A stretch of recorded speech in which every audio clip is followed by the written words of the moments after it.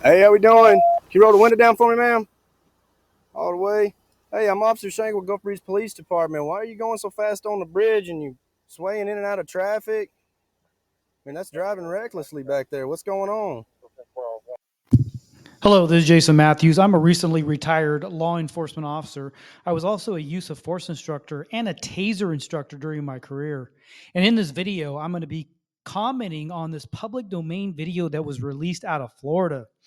And I'll be giving you my perspective based on my training and experience of what I might be thinking if I was in this officer's shoes, what actions I might consider, and also giving you some information that the general public doesn't know about law enforcement. I don't know the details of this incident, and this is all hypothetical, being that a body camera is a limited static view of the incident. I'm just reacting to what I'm seeing while I'm watching in real time, just like you. But before we get started, if you support the police, click the like button. And if you do not support the police, click the dislike button. It's anonymous. I'm just curious of where you stand. Okay, let's get started. I didn't go that fast. You what now? I think I didn't go that fast. I was like at 45. Okay, do you have your license and registration on you? First off, the officer who has made the vehicle stop here is asking for license and registration. This is very common, if not universal, throughout jurisdictions in the United States.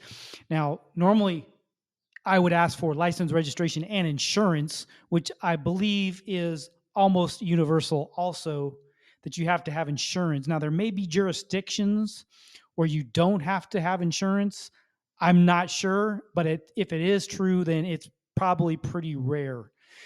But if you know of a jurisdiction or somewhere where you do not have to provide license, registration, or insurance, let me know down in the comments. I'm very curious. I want to know, what areas do you not have to provide that information?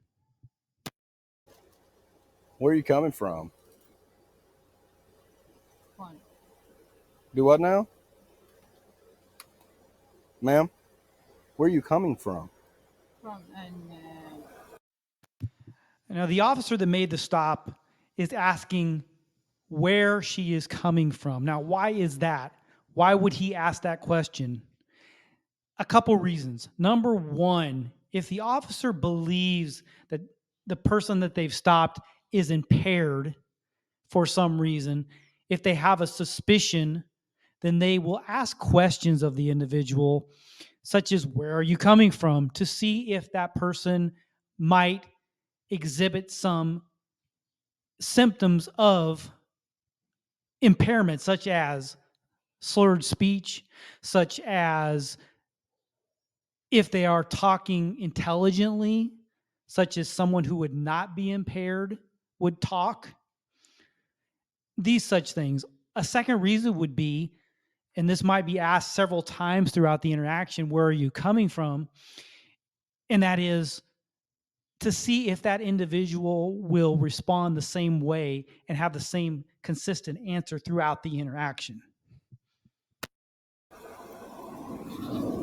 Navarre Beach. Can you roll that window down over there on that side? Excuse me? Can you roll that window down, please? That window? Yes, roll that Why? window down. Because we want you to roll that window down as well. There you go. Thank you. There's another officer over there. Why? We wanted. So this individual is asking the question, why? Why? And I'm assuming she's asking, why do you want me to roll down the window? So the officer is asking her to roll down the window for a couple of reasons. There's another officer on the passenger side of the vehicle. This is very common if there's two officers on the scene. Generally speaking, the officer that is doing most of the questioning, who is doing the investigation, and who is principally talking to the subject who is driving the vehicle, is called the primary officer. Or you could say the lead officer. The other officer could be called the secondary officer. And that secondary officer is there for a couple of reasons. One reason could be to look into the vehicle, looking at suspects or subjects in the vehicle itself to see what's going on, to have a clear view of what's happening for safety reasons, for officer safety reasons. If there's something were to go wrong, that officer has a clear view of what's happening in the vehicle. Second of all, that officer could be looking for contraband. Now, what is contraband? Contraband is illegal items such as illegal firearms, illegal drugs, and such. And then third of all, that officer is going to write a written report about the incident. And so this officer is observing everything that's happening and noting everything that's happening. And then he will go back at the end of the incident and write a report. Each officer will write a report, the primary officer and the secondary officer. I wanted you to roll the window down. What do you need from me? Your license and registration and proof of insurance. Okay.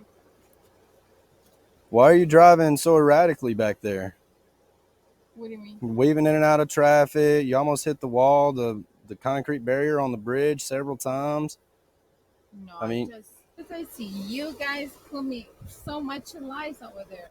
Well, yeah, we got to be able to see what's going on. We don't know what you got in here. You could have firearms, knives, or something of that nature. God. It's like I'm hiding something. Well, I hope you're not. Well, don't feel embarrassed. Now, you got to leave that window down for me. Leave that window down for me.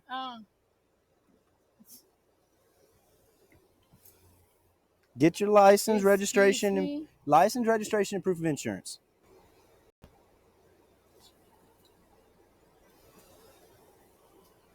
See, so my light was helping.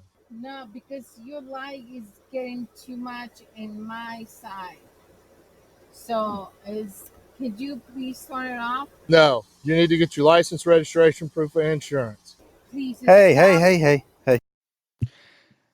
Now, that secondary officer just asked her to provide license, registration, insurance also. So now each officer has asked her to provide license, registration, and insurance. And the primary officer several times has. So we have to understand these officers know that the body camera is recording right now. And one of the reasons they may ask for this several times to see what would happen and to see if the individual will be able to provide license, registration, insurance, and to show in the recording that they asked several times is they're building a case step by step. You see, so they know that this is evidence that's being recorded right now, and everything they're saying for a reason. Hey, right here. Listen to me. What's the matter? What are you upset about? No, the matter is because I'm looking for my freaking driver license. Well, are they going to be in your wallet? But the guy looking, Well, we got to be able to see what you're doing, ma'am. We're not. Hey, listen, relax. Okay, relax. Another thing I'm noticing in this video, which you as a member of the public watching this might have questions of, is the individual who is stopped, for example, this person or any individual who is stopped, are they required to answer the officer's questions? And the answer to that is yes and no. So I don't know about every single jurisdiction in the United States, but generally speaking, I will say the vast majority, there's two things involved here. Number one, generally speaking, in most jurisdictions that I know of and I've never heard of, you are legally required to provide a driver's license or some type of identification. And if you do not, for example, the officer will be asking for a name and date of birth. Now,